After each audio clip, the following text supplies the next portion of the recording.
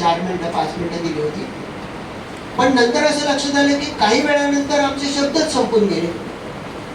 आता पुढे काय लिहायचं?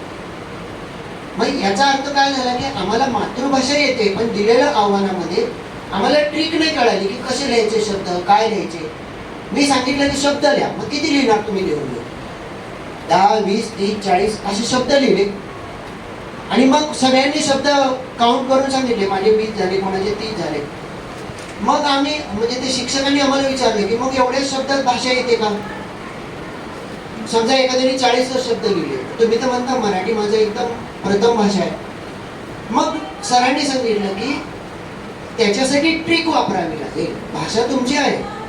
मग त्यांनी आम्हाला आयडिया दिली की फळांचे शब्द लिहा. फळांची नावं, महिन्यांची नावं, प्राण्यांची नावं, जिल्ह्यांची नावं. आणि मग आम्हाला सुचलं की अरे मग असे शब्द आपण लिहू शकतो. पण इन जनरल सांगितलं शब्द लिहा तर नाही लिहिता आले. म्हणजे आपल्याला दिलेलं आव्हान कसं पेलवायचं याच्यासाठी आपल्याला काम करायचे.